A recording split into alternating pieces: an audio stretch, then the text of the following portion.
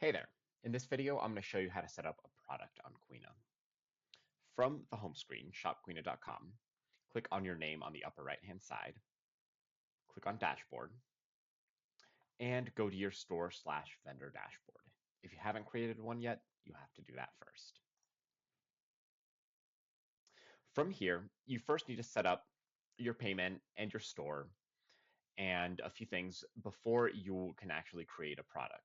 Once you complete those things and your store is enabled by the administrator, you can go to products and add a new product. From here, you want to go to add a new product. And this is where you fill out all of the information for the product. So to start, we can keep it in draft mode so that it's not published on your store. And you can add the store name. I will go ahead and enter example product 2. Next, you want to add the category, so search for the product category here. If you don't see a product category that suits your product, you can go to the footer and click on Contact Us, and you can request a new product category or write any concern that you have in a message here. But go back to the product page. And so let's go ahead and select, let's just say plants and garden, let's say sweetener syrup, and let's just say that this is honey. So you can click done here. All right, and then set your price.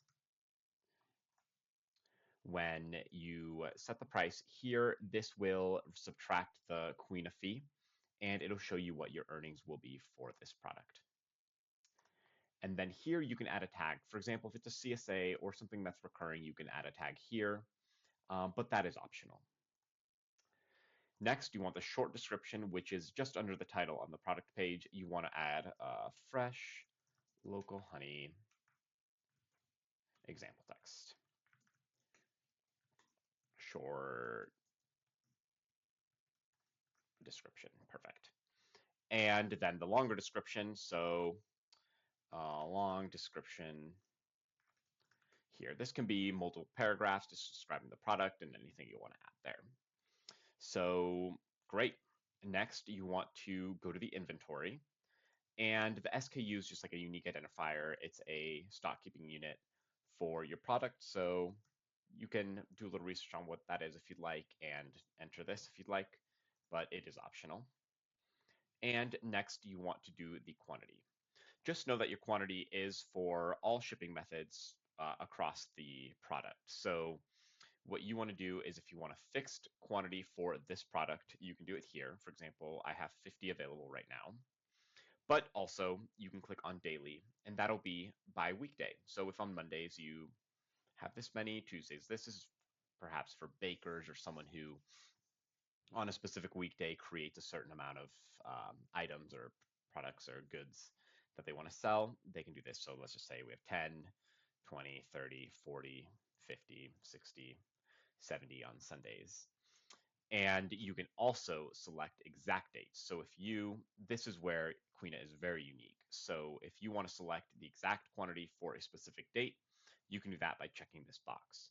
But first, you actually need to select the availability in the shipping section before you can select these dates. So you can check that, but for now you can't do it quite yet. Next is the custom tax rate. So let's just say you want to charge 15% on every transaction for this product. I recommend doing your own research on this, and you can always later when you file your taxes, you can modify the amount of taxes that you pay. But this gives you the ability to add a different tax rate for each product that you sell. So I recommend doing a little bit of research and selecting a tax rate that's appropriate for this product. Next, for the delivery options, here is where you select whether you are offering local pickup, local delivery, and or shipping. I'm going to select them all. So you can't quite tell, but it opens a drop down beneath this for each of these. So for local pickup, you can put local pickup instructions here. And here is where you can select the dates when it is available. So if you're like, I'm going to select these, I'm going to have it available on these dates. This is great because then they can select only from these dates when they are purchasing the product. And then you can also select the pickup time options. So if on Sundays your pickup is available from, let's just say 6 a.m. to all day, so you maybe want to do 6 a.m. to 7 p.m. You can do that here, and you can add multiple if you'd like. You can also enter it with the keyboard, which is a little bit quicker. So you can do 4 a.m. p.m. and then you can click tab 2800 p.m. Click away, and that will add the time from here. And you can add another one, so you can just say, okay, I actually want another one from 800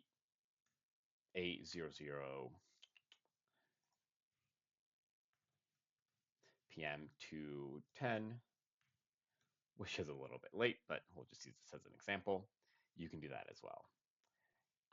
Great. So now just make sure that that you have pickup times for all of the different weekdays that you select. So for example, I only did Sunday and Monday, so I should actually only have the dates available for Sunday and Monday. Let's just, so we'll do Sunday and Monday because those are the days for which I have the pickup time windows. And then you want to do the same exact thing for local delivery. And this is where you can specify just any instruction that you want for local delivery and the date. So I'm just going to do Thursdays, which means that I have to go to Thursdays and say, all right, I will deliver this item between, let's just say, 8 a.m. and noon. Great.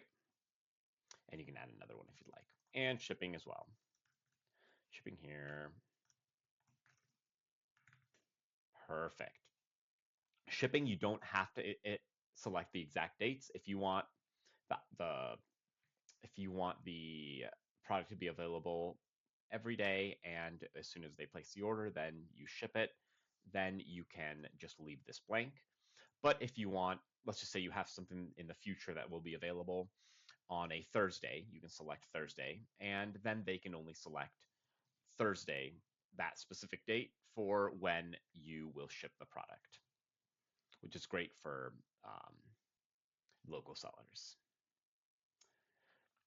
All right. And lastly is this. Also, you just have to make sure that this is checked. And you want to select, if you're offering shipping, the shipping class. So in the shipping methods video, I will explain exactly how this works, but there are 3 different costs depending on the class of this product. So, for example, light might be $5 shipping, standard might be $10 shipping, and heavy might be, more like $20 or $25 for shipping. So you can select whichever class it is depending on what you want the cost to be. And then optional, but you can put the weight and dimensions here, and this will display on the product page. All right, that's a lot, so 8. Great. And one thing that we did not do, which we need to do, is add product photos. So we can upload the product cover image here.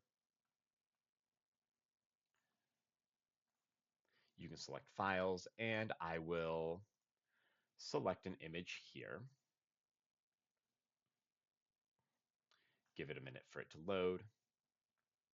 And in the description below this video, I'm going to write exactly how these fields need to be filled out, because it'll be a bit confusing via the video. So just go ahead and read the description, and I'll give you examples as well for how to fill these out.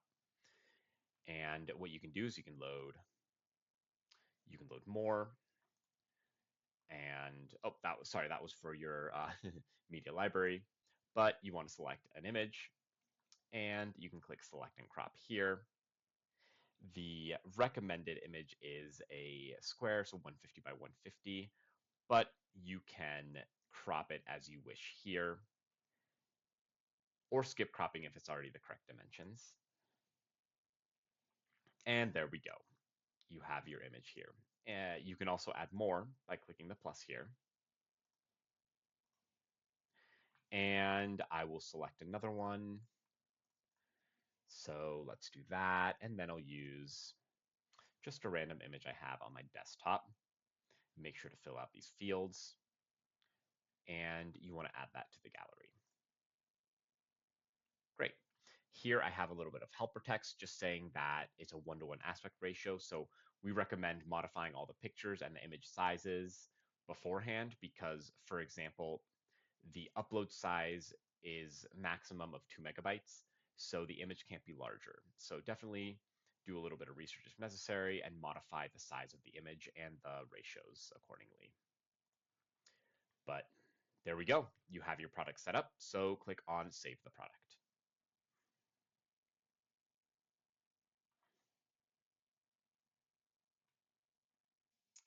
The last thing I want to show you in this video is how to view the product.